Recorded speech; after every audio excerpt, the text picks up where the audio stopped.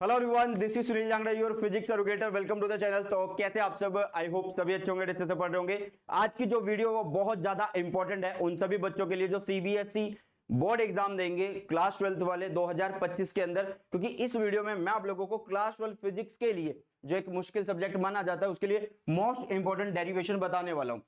इससे पहले मैंने आप लोगों को हाफ ईयरली की स्ट्रेटजी की एक वीडियो बना के दी थी और उससे पहले एक वन शॉट बना के दिया था, उससे पहले इंपॉर्टेंट टॉपिक्स बता दिए थे। तो इन सभी वीडियो के कमेंट सेक्शन में सिर्फ एक ही चीज आ रही थी कि सर डेरिवेशन भी बता दो। तो आज आप सबके लिए मोस्ट इंपॉर्टेंट डेरिवेशन मैं लाया हूं।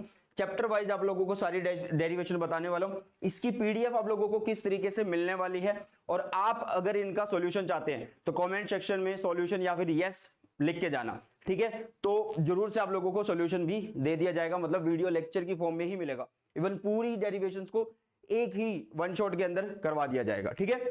तो बहुत ज्यादा इंपॉर्टेंट रहेगी ये वीडियो, क्योंकि डेरिवेशन भी यार हमारे जो कोर्स है क्लास 12 फिजिक्स का, मतलब जो सिलेबस है और जो पेपर पैटर्न है उसके अंदर 10 से 12 नंबर की जो है पूछी जाती है। तो 10 से 12 नंबर भी बहुत ज्यादा इंपॉर्टेंट रहते हैं, क्योंकि वो कहते हैं ना कि बूंद बूंद से जो है क्या हो जाता है, घड़ा भरता है या फिर सागर बन जाता है। तो इसलिए आप लोगों को जो जो इंपॉर्टेंट चीजें मैं बता रहा हूं या फिर जो छोटे छोटे नंबर्स बता रहा हूं कि हाँ यार इस तरीके से यहां से आपके 10-12 नंबर बनने होंगे, तो उनको कवर करना है, छोड़ना नहीं है। मोस्ट इंपॉर्टेंट चीज का मतलब सिर्फ एक ही है कि आपको जो टॉपिक्स बताए जा रहे हैं मोस्ट इंपॉर्टेंट, उनको छोड़ के नहीं जाना, इवन उनकी बहुत अच्छे से प्रैक्टिस करनी है। ओके बेटा, चलिए तो आगे बढ़ते हैं। सबसे पहले आप लोगों को टेलीग्राम चैनल जो है वो ज्वाइन करना है। जितने भी मेरे लेक्चर नोट्स हैं, इंपॉर्टेंट पीडीएफ, वो सारे आपको यहाँ पे मिलेंगे। सुनील जांगड़ा सर के नाम से है टेलीग्राम चैनल। और प्रीमियम कोर्सेज के लिए हमारी जो वेबसाइट है suniljangra.com, उसको आप लोग एक्सेस कर सकते हैं, वहां पे देख सकते हैं, लिंक डिस्क्रिप्शन बॉक्स में आप लोगों को मिल जाएगा। इसकी जो पीडीएफ है वो आपको वेबसाइट पे भी मिल जाएगी और भाई साहब यहाँ पे भी मिल जाएगी। भाई रुक जा, कैसे ये आप लोगों को पढ़नी है या फिर चैप्टर वाइज किस तरीके से ये आती है, वो सारी चीजें एक बार देख जा। 5-7 मिनट लगेगी तेरी, ठीक है। ये सीधा ये नहीं है कि टेलीग्राम में पीडीएफ मिल जाएगी और मैं डाउनलोड कर लेता हूं मेरा काम चल जाएगा, नहीं।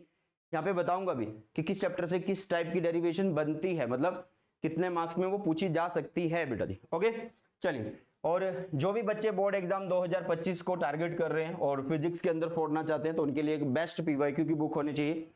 एक बेस्ट पीवाईक्यू की बुक है बेटा जी, लिंक डिस्क्रिप्शन बॉक्स में है और बहुत ही बेस्ट बुक है, मतलब नए पैटर्न के ऊपर बेस्ड है। 70% एमसीक्यू मिलते हैं, 2000 से ज्यादा क्वेश्चन मिलते हैं और सॉल्यूशन होता है इनका, मतलब 2000 क्वेश्चन का सॉल्यूशन भी यहीं पे और चैप्टर वाइज आप लोगों को मिलते हैं। तो एक बेस्ट बुक है, जरूर से आप लोगों को इस बुक के लिए क्या करना चाहिए बेटा जी, बहुत इंपॉर्टेंट ये बुक आप लोगों के लिए रहने वाली है, ठीक है। तो इस बुक को अगर आप खरीदना चाहते हो तो लिंक डिस्क्रिप्शन बॉक्स में आपको मिल जाएगा। ओके, और अभी हम डिस्कस कर लेते हैं chapter wise most important derivation, ठीक है। देखो यार, अगर हम फर्स्ट चैप्टर की बात करें तो इलेक्ट्रिक चार्जेस एंड फील्ड है, जिसमें से आप लोगों के पास सबसे इंपॉर्टेंट है एप्लीकेशन ऑफ गॉस थ्योरम। मतलब 3 एप्लीकेशन है यार, कोई एक डेरिवेशन जरूर आप लोगों को देखने को मिल सकती है।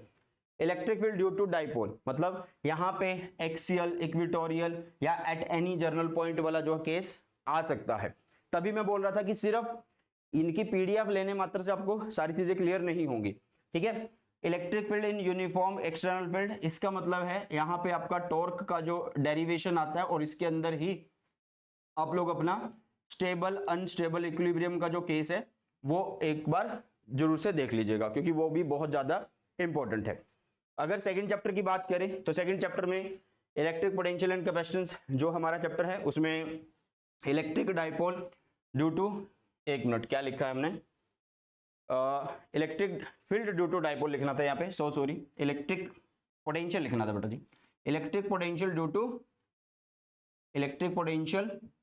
ड्यू टू डाइपोल यहाँ पे आएगा और इसमें भी एक्सियल इक्वेटोरियल कोई भी एक केस आ सकता है और बिल्कुल सिंपल है। मेनली जो केस आप लोगों को देखने को मिलेगा वो एक्सियल का मिल सकता है, क्योंकि इक्वेटोरियल वाला तो 0 ही होता है। Potential energy of A system of 2 point charges in external field, ठीक है, मतलब एक्सटर्नल फील्ड प्रेजेंट होगा वो वाला केस आप लोगों को करना है। और effect of dielectric on capacitance, मतलब जब आप पैरेलल प्लेट जो कैपेसिटर होता है उसके बीच में जब आप क्या रखते हो, डाइलेक्ट्रिक को रखते हो, तो कैपेसिटेंस के ऊपर क्या फर्क पड़ता है उसका एक छोटा सा डेरिवेशन होता है 4-5 लाइन का, वो जरूर से एक बार देख लेना है। पैरेलल प्लेट कैपेसिटर बेटा जी बहुत ज्यादा इंपॉर्टेंट है, ठीक है। और इस पैरेलल प्लेट में आप लोग ये जो इफेक्ट ऑफ डाइलेक्ट्रिक रखने वाले हो ये सारा आप लोगों को अच्छे से आना चाहिए। ठीक है, जो डेरिवेशन सबसे ज्यादा ऊपर लिखी है उसकी प्रायोरिटी ज्यादा है, मतलब उसके चांसेस बहुत ज्यादा हैं आने के, है ना। आई तो ये पिछले 10 साल में इन्हीं में से ही भाई सीबीएसई ने पूछा हुआ है। ओके, चलो नेक्स्ट है करंट इलेक्ट्रिसिटी, ड्रिफ्ट वेलोसिटी और डिडक्शन ऑफ ओम्स लॉ जो है बहुत ज्यादा इंपॉर्टेंट है इसमें। मतलब I is equal to A N E V D का जो फॉर्मूला होता है बेटा जी, कौन सा, I is equal to A N E V D, ये वाला डेरिवेशन भी बहुत ज्यादा इंपॉर्टेंट है। V D is equal to minus E capital E tau by M, ये भी बहुत ज्यादा इंपॉर्टेंट है। तो इसलिए ड्रिफ्ट वेलोसिटी साथ में उसका जो ओम्स लॉ के साथ कनेक्शन करके हम डेरिवेशन करते हैं वो भी आप लोगों को आना चाहिए। कॉम्बिनेशन ऑफ सेल्स, ये बहुत ज्यादा इंपॉर्टेंट है। इसमें अब कॉम्बिनेशन ऑफ सेल में सीरीज, पैरेलल, मिक्स सभी आती हैं, बट इसके भी दो केस हैं, आइडियल के लिए भी और नॉन आइडियल के लिए। मैंने दोनों करवा रखी हैं, वो आप लोग जाके देख सकते हैं बेटा जी। ठीक है, अगर मैं चैप्टर नंबर 4 की बात करूं तो मूविंग चार्जेस एंड मैग्नेटिज्म है। ठीक है, magnetic field due to a current carrying circular loop on its axis, मतलब ये बायट-सैवर्ट्स लॉ की फर्स्ट एप्लीकेशन है बेटा जी, बायट-सैवर्ट्स लॉ की फर्स्ट एप्लीकेशन है। और magnetic field due to infinitely long straight wire है, ये आपको आना चाहिए। ये आप लोग जो आपका ACL है, एम्पियर सर्कुलर लॉ, उससे करें तो सही रहेगा। और क्योंकि इसका कनेक्शन यहाँ पे नहीं है, मतलब बायट-सैवर्ट्स लॉ के लिए ये वाला जो एप्लीकेशन है वो नहीं करना, ये ACL वाला करना है। फोर्स बतानी है हमें दो पैरेलल कंडक्टर्स के बीच में, दो करंट के बीच में। ठीक है, तो वो वाला केस आपको करना बेटा जी, बहुत ज्यादा इंपॉर्टेंट है। और torque experience by current loop in uniform magnetic field, क्यों इंपॉर्टेंट है, क्योंकि इसमें गैल्वेनोमीटर भी आता है और उसमें गैल्वेनोमीटर में यही प्रिंसिपल यूज होता है। तो ये डेरिवेशन बहुत ज्यादा इंपॉर्टेंट है। अब ये नहीं है कि ये सारी आ रही होंगी, इनमें से कोई भी आपको देखने को मिल सकती है जब डेरिवेशन सीबीएसई दे रहा होता है। पांचवें चैप्टर है मैग्नेटिज्म एंड मैटर, कोई भी डेरिवेशन नहीं है बेटा क्योंकि थ्योरी का चैप्टर है। और छठा चैप्टर है बेटा जी आप लोगों के पास इलेक्ट्रोमैग्नेटिक इंडक्शन। कौन सा चैप्टर है बेटा जी, इलेक्ट्रोमैग्नेटिक इंडक्शन चैप्टर है, जिसमें इंडक्टेंस आपको करनी है, या तो आपको सेल्फ इंडक्टेंस देखने को मिल सकती है या फिर म्यूचुअल इंडक्शन जो है वो देखने को मिल सकती है, या तो सेल्फ इंडक्टेंस या म्यूचुअल इंडक्शन, एक ही, मतलब दोनों नहीं, एक आपको अपने एग्जाम में दिखेगी। अब ऐसा भी हो सकता है कि एक सेट में सेल्फ आ रही होगी या एक में म्यूचुअल आ रही होगी। ठीक है, और इसी से रिलेटेड आपका energy stored in an inductor होता है, हाफ LI² वाला, तो ये भी अटैच्ड है इसी टॉपिक से। तो अगर आप एक करते हो तो दूसरा ऑटोमेटिकली आपका हो जाएगा डेरिवेशन। ठीक है बेटा, इनकी अगर सॉल्यूशन चाहिए तो कमेंट सेक्शन में सॉल्यूशन या फिर यस जरूर से लिख के जाना बेटा जी। ठीक है, चलिए।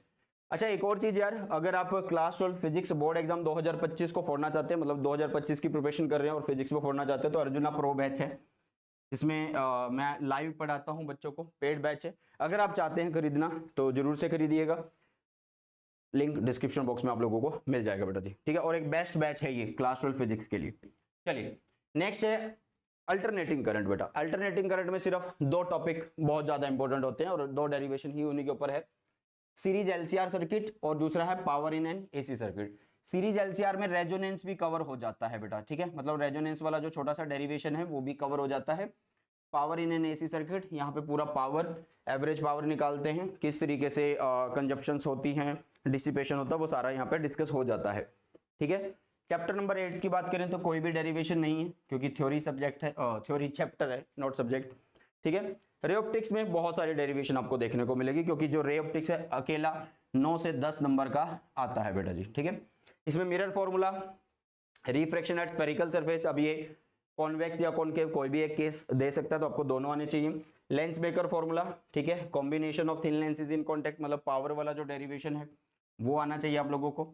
और रिफ्रैक्शन थ्रू प्रिज्म, अब रिफ्रैक्शन थ्रू प्रिज्म में सारा कुछ आना चाहिए, रिफ्रैक्शन थ्रू प्रिज्म, उसका मिनिमम डेविएशन वाला केस, और जो रिफ्रैक्टिव इंडेक्स निकालते हैं वो वाला केस, वो सारे आने चाहिए। ठीक है, नेक्स्ट ऑप्टिकल इंस्ट्रूमेंट। अब ऑप्टिकल इंस्ट्रूमेंट में आप लोगों के पास या तो भाई साहब टेलीस्कोप आ जाए या फिर माइक्रोस्कोप आ जाए, कुछ भी आ सकता है ना, सिंपल माइक्रोस्कोप या कंपाउंड माइक्रोस्कोप, बट टेलीस्कोप हमारे पास एक ही है, जो रिफ्रैक्शन वाला वो सबसे इंपॉर्टेंट है। रिफ्लेक्टिंग टाइप अगर आप पढ़ना चाहते हैं तो एक बार से देख लीजिएगा।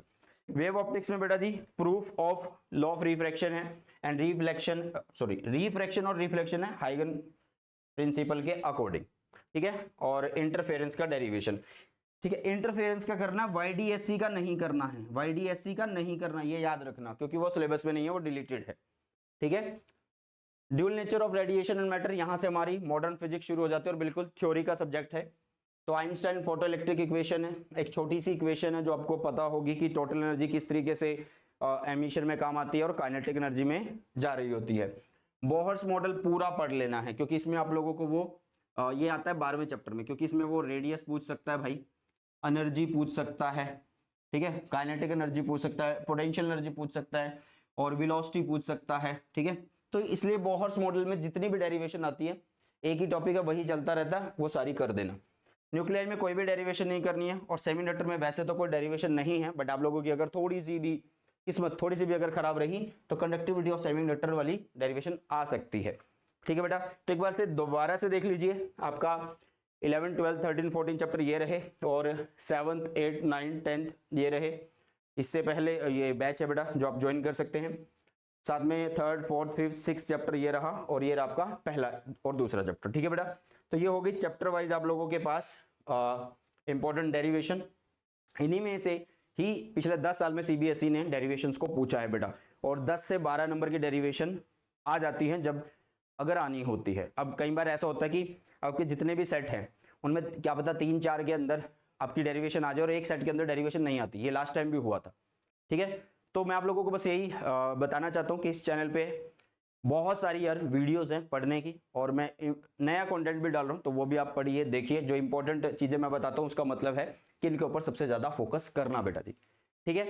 तो इस वीडियो में हमने बात करी इंपॉर्टेंट डेरिवेशन की। इसका अगर सॉल्यूशन चाहिए तो कमेंट सेक्शन में यस या फिर सॉल्यूशन लिख के जाना, आपको जरूर से 1 शॉट के अंदर इन पूरी डेरिवेशन का सॉल्यूशन करवा दिया जाएगा, ठीक है।